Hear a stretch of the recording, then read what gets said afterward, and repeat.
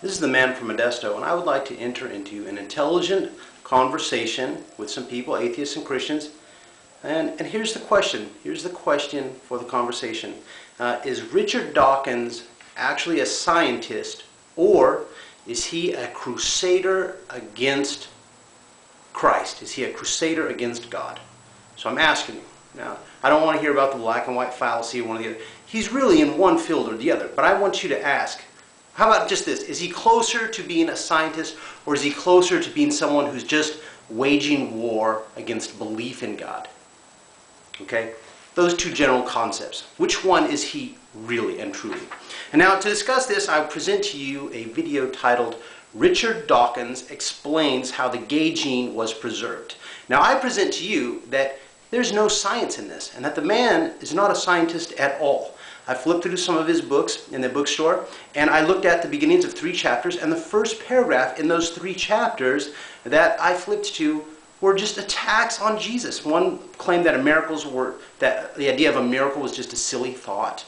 Another claimed that there's no such thing as a God, and you can't prove it, etc., etc. Same old stuff.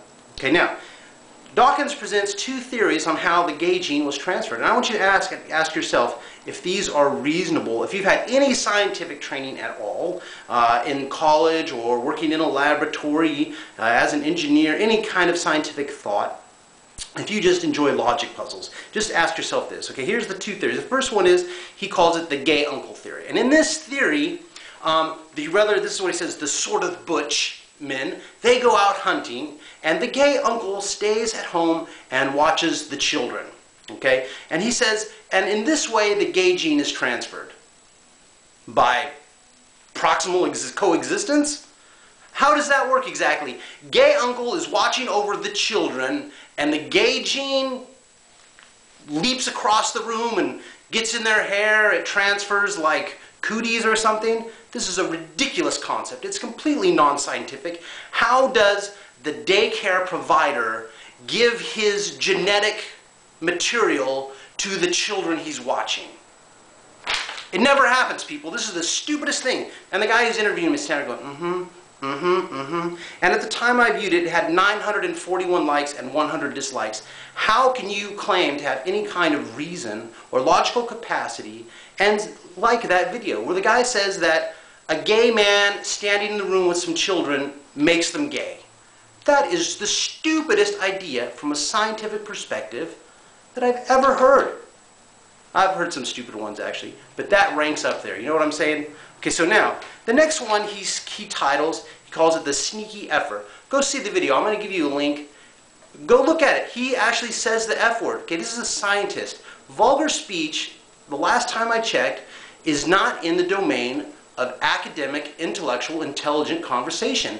It is reserved for drunken sailors and pirates, and I don't know, thieves and murderers. Okay? It's not, we don't use profanity discussing intelligent thought. Okay? So, and in this one he says basically that some of these people were actually bisexual, but they were hiding it. And so they're hanging out with the other wives. Okay, people, centuries ago, people really protected their wives. They didn't let them go out because rape was so common. Read the beginning of A Tale of Two Cities. In the year 1775, Dickens is describing to you all the massive amounts of violence and crime that were going on. It well exceeds what's going on today. Okay, people have not been letting their wives roam around with other people. Again, this guy is historically ignorant, or he's just making stuff up to explain it, right? So, and again, this is not, there's no science in that. It's all postulation. It's all postulation. He doesn't have any data to back that up, anything. He's just making it up as he goes. So this is his theories of how the gay gene gets transferred, all right? Very non-scientific. Now, the best theory preserved is actually the guy with whom he's sitting discussing the idea. This guy says, well, you know, in the 50s and 60s, there was a lot of pressure to be married, so it's very likely that gay men were marrying and having children, even though they didn't enjoy that lifestyle. Actually, that one actually makes sense. That makes sense. So the guy who's just sitting at the bar with Dawkins is more scientific, in my opinion, than Dawkins, at least in this case. But now, here's what's really, really ridiculous, is that There's an easy explanation. If you've studied genetics, right, if you took biology 101, you know that Mendeleev did some study with some peas, and some were smooth and some were wrinkled, and Mendeleev discovered that there's such a thing as a dominant gene. So let's just call it capital S, the dominant gene for being straight. And let's make little g the recessive gene for being gay.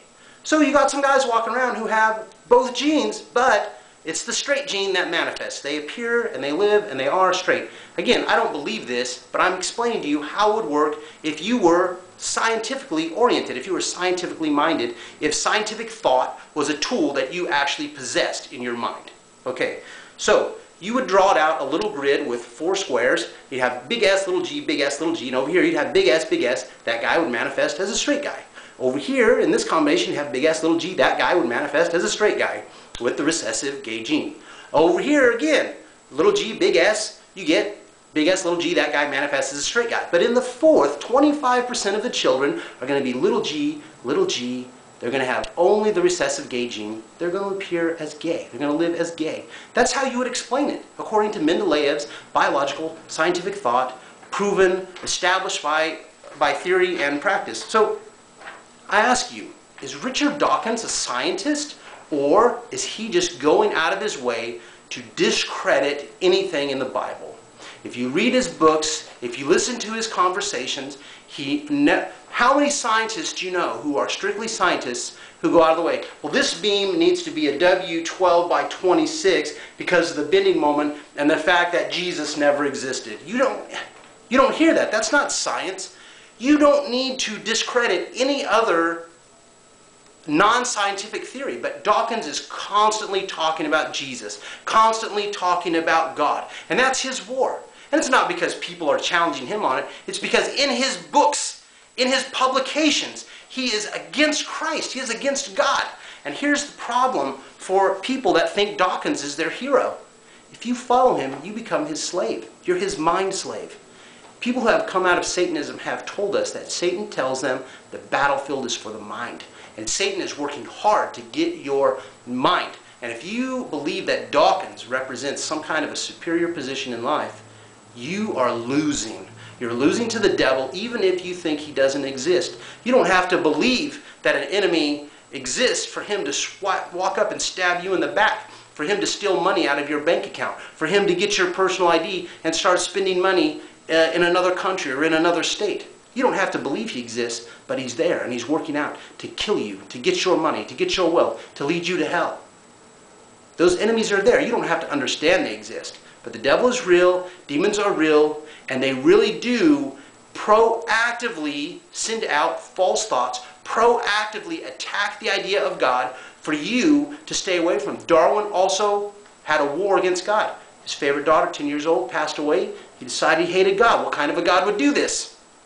He commented, with my book, I have killed God. He also was a crusader against God because of his personal pain, his anger.